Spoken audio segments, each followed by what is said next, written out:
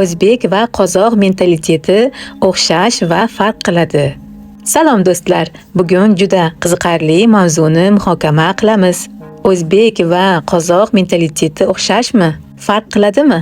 Biz bir ildizdan chiqqanmiz, ammo hayot tarzi, iqlim, tarixiy sharoit bizni o'zgartirdi. Haqiqiy farqlar va o'xshashliklar qanaqa? Keling, rostini aytamiz. Tarixiy ildiz, bitta daraxt, turli shoxlar. Turkiy xalqlarning ildizi bitta. O'zbeklar ham, qozoqlar ham qadimiy Qipchoq, Qarluq va O'g'uz turkiy elatlardan kelib chiqqan. Ular bir paytlar dashtlar, tog'lar, daryo bo'ylab ko'chib yurgan, chorvachilik qilgan, o'lja uchun ov qilgan, yer bilan yashagan xalqlar edi. Biroq vaqt o'tgan sari tarix, geografiya, iqlim, siyosiy o'zgarishlar sababli ularning hayot tarzi asta-sekin farq qila boshladi.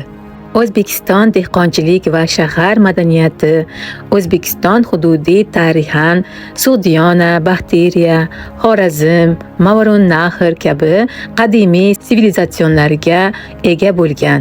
Bu yerda Amudaryo va Zarafshon daryolari bo'ylab dehqonchilik, bog'dorchilik rivojlangan. Shaharlar qad ko'targan. Buxoro, Samarqand, Xiva, Termiz kabi markazlar ilm-fan, savdo, madaniyat o'chog'iga aylangan. O'zbekistonliklarning mentalitetida mehnatkashlik, hisob-kitobchilik, madaniyatga yaqinlik, diplomatik muomala, shahar hayotining silliqligi asosiy o'rin egallaydi. Dehqonchilik bilan bog'liq bo'lgan sabr, mehnat, muloqotda ehtiyotkorlik bu tabiiy shakllangan xususiyatdir. Qozog'iston ko'chmanchi dasht xalqi, Qozog'iston esa keng dashtlari, cho'llari va tog' oldi yaylovlari bilan mashhur. Bu yerda shahar madaniyatidan ko'ra ko'chmanchi chorvachilik hayot tarzi ustun bo'lgan. Qozoq qabilalari yil davomida yaylovlarni almashtirib, chorva bilan kun kechirgan. Dashtning erkinlikka to'la hayot tarzida yashagan. Qozoq mentalitetida mag'rurlik va ozodlikka intilish, bevosita va to'g'ri gapirish odati, kenglik va erkinlikka asoslangan fikrlash, tabiat bilan uyg'un hayot kuchli o'rin tutadi. Ko'chmanchilik turmushi ularni kuchsizlarga mehribon, begonalarga ehtiyotkor, do'stlarga esa juda sodiq qilib shakllantirgan.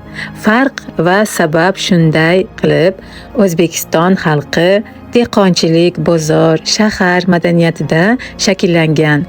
Hisob-kitobchi xalq bo'lsa, Qozoq xalqi keng dashtning erkin, shijoatli, to'g'ri so'z va mag'rur o'g'loni sifatida shakllandi. Bu farq ulkan tafovut emas, balki atrof muhit, hayot tarzi va tarixiy rivojlanishning tabiiy natijasi. Lekin unutmang, daraxt bir bo'lsa, shoxlar turli yo'nalishda o'sishi mumkin. Shunga qaramay, ildiz baribir bitta. Qozoq va o'zbek fe'l-atvori. Asosiy farqlar. O'zbeklar, qozoqlar tinchlikparvar, mehnatkash, sabrli, ozodliksevar, mag'rur, erkin fikrli, munosabatda ehtiyotkor, diplomatik, to'g'ridan to'g'ri ochiq gapiradi. Mehmondo'stlikda urf-odatlarga qat'iy amal qiladi.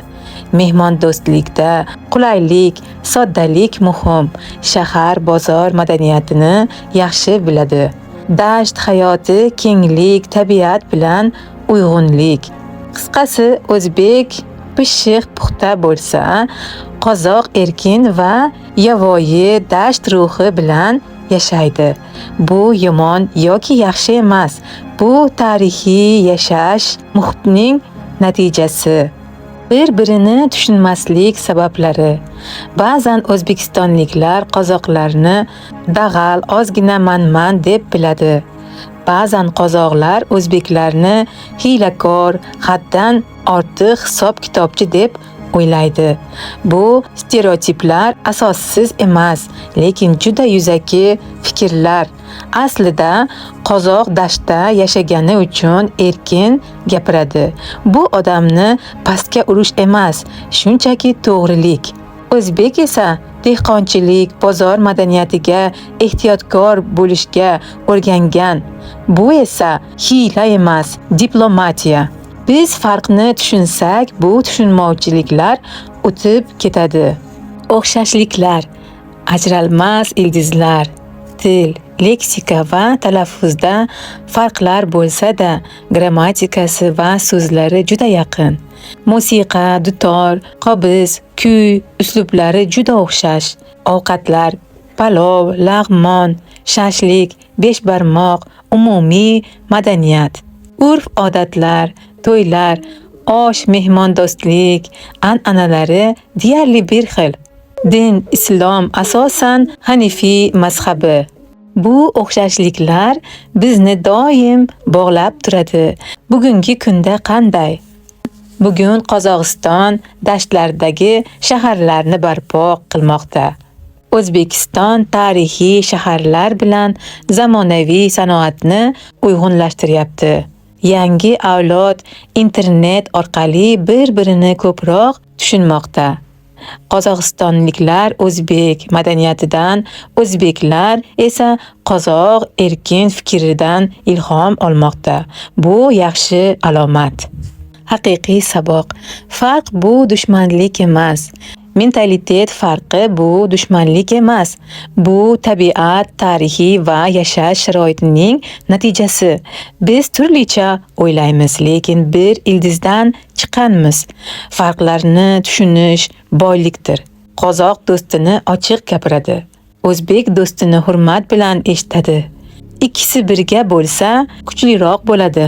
Xulosa: o'zbek va qozoq ikki aka-uka singillari. Biri o'ylab gapiradi, biri to'g'ri gapiradi. Biri bozorni yaxshi biladi, biri dashtni yaxshi his qiladi. Ammo ikkisi bir-birisiz to'liq emas. Bu farq bizni ajratmasin, balki yanada boyitsin. Videoni yoqtirib, kanalimga obuna bo'ling. Izohlarda yozing. Sizningcha o'zbek va qozoq o'xshashmi yoki farqliroqmi? Keling, madaniyatimizni birga tahlil qilaylik.